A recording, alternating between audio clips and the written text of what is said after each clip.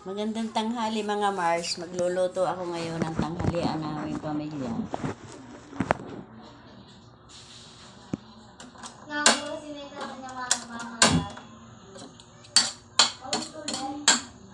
Hindi mura, hindi naman.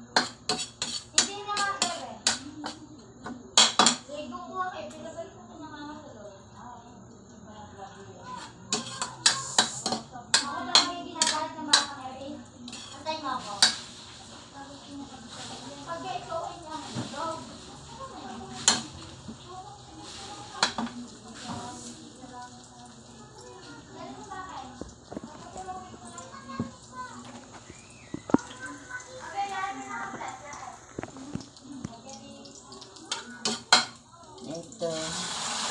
Ayan na.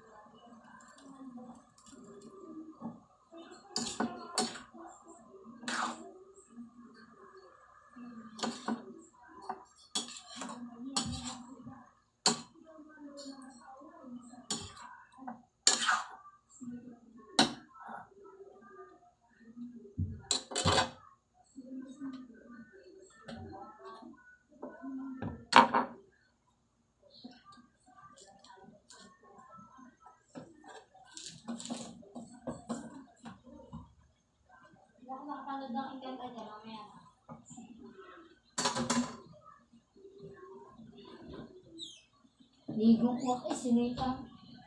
May pasangga kayo? Kahit dito namin.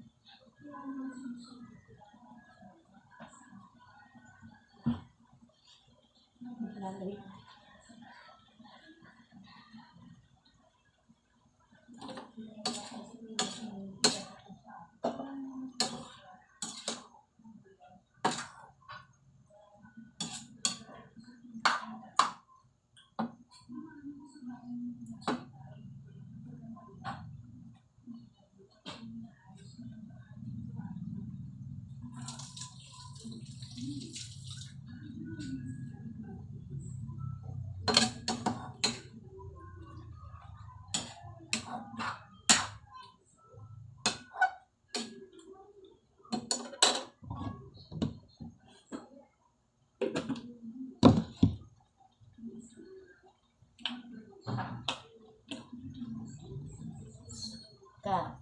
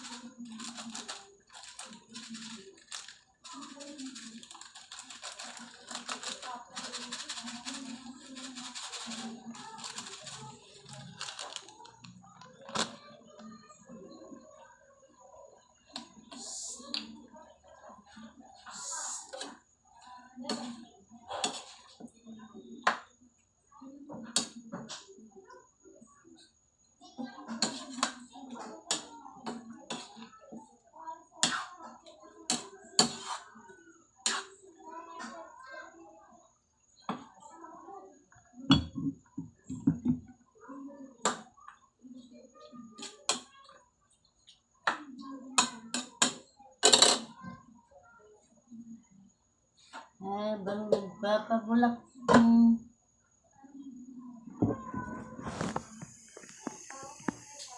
puset. Ako naman ay mag-i-imis ngayon.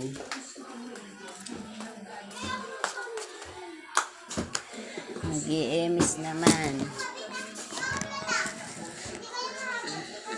Habang mo tuloy nagdaw.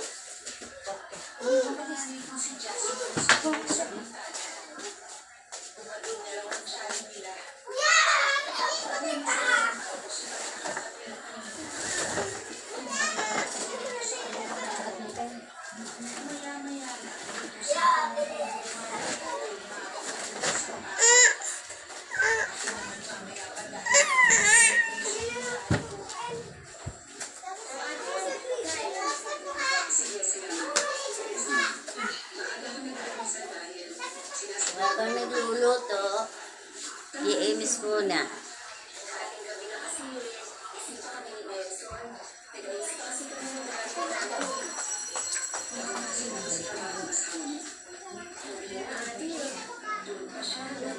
Bibili yan si Sophia ni namin dyan.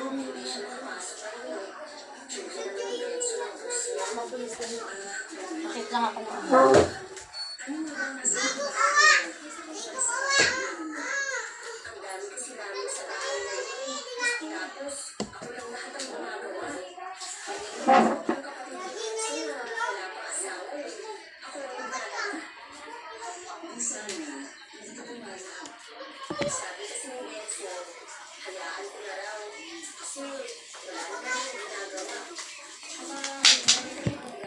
dahil dag-in na, kailangan ko magligo ng sinampay.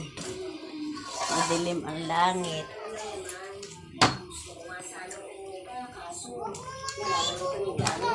Tsaka nagtitipid nga kami dahil nagpapagawa ng bahay. Wala kayong gamit? Ang dami natanggap na regalo sa kasal ha. Kami nga kung gamit ang regalo namin. Eh kasi ate, ibigay namin sa mga magulang ni Benson. Wala pa kasi silang ganong gamit eh. Eh paano kapag lumipat na kayo sa bahay niyo? Eh di, kami naman ang walang gamit. Ate, madali naman ang magpundar ng gamit. Rosha, naiwan na muna kita. Pumunta lang ako para kamustahin ang paglipat ninyo kagabi. Ganitong oras dito sa maraming bumibili sa tindahan.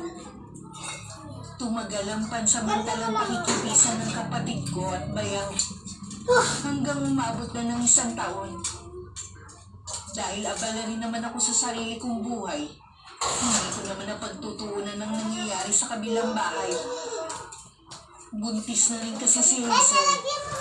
Na isa sa dahilan nito kung bakit hindi ko sila nakakalipat dahil natatakot ko kasi sa bahay. Lagyan mo pa! Nang mga panahon na yun, nag-iisip na rin ako na mag-abroad ulit. At kinausap ko na rin ang mga anak ko para ihanda sila. Ngayon pa nga lang nalulungkot at nangungulila na ako sa kanila.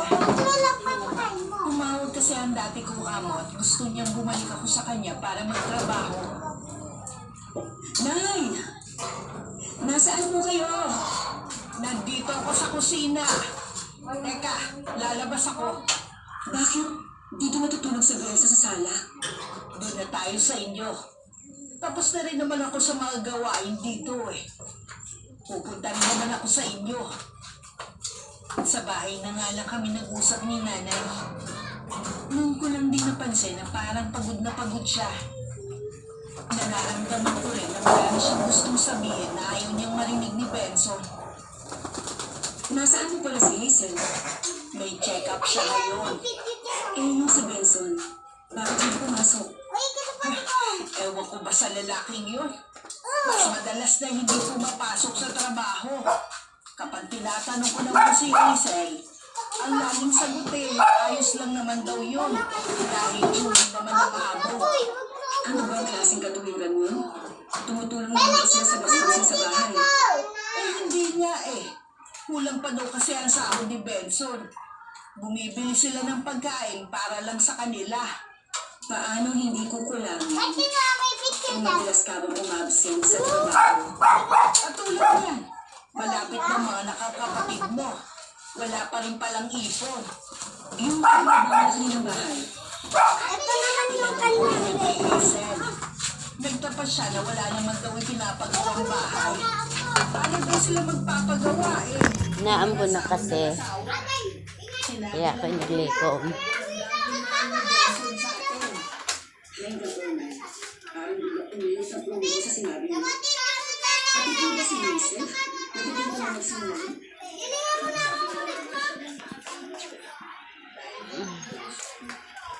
Tingnan ko, niluluto ko.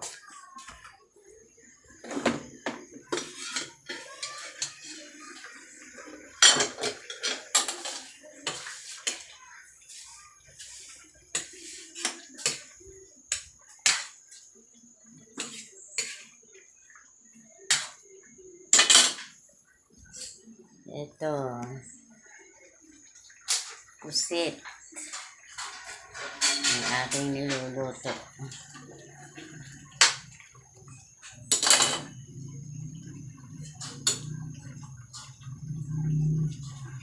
Tikman ko may lasa.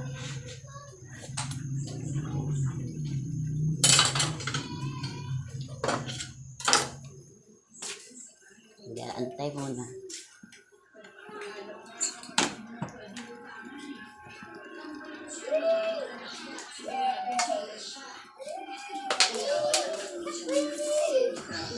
Stop. Uulan na ito. Ilagay mo na yan doon. Hello, tulungan na kita.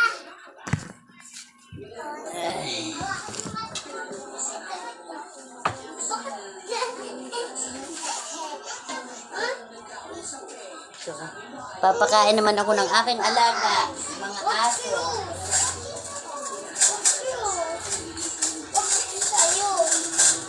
Thank you.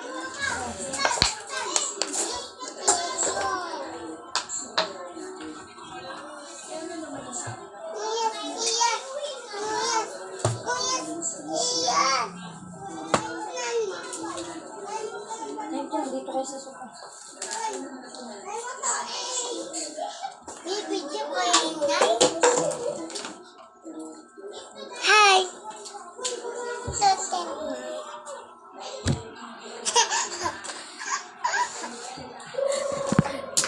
Yan. Yan ang mga apo kong makukulit. Hi po. Hi naman. Hi po. Hi guys. Hi guys. Sa din daw na. Yan. Hi Yan po. Yan ang mga apo kong makukulit. Ako'y po may kalapate. Bawat po. Ako po. Ano rabbit? Laupo. Apit. Paan. Ubi. Parkia. Utal po yung apo kong ayan. Yan. Ito po ang pinakakikay kong anak, apo. Ito po. Ta. Polo. Siya tayo taga-antipolo. Scarlett.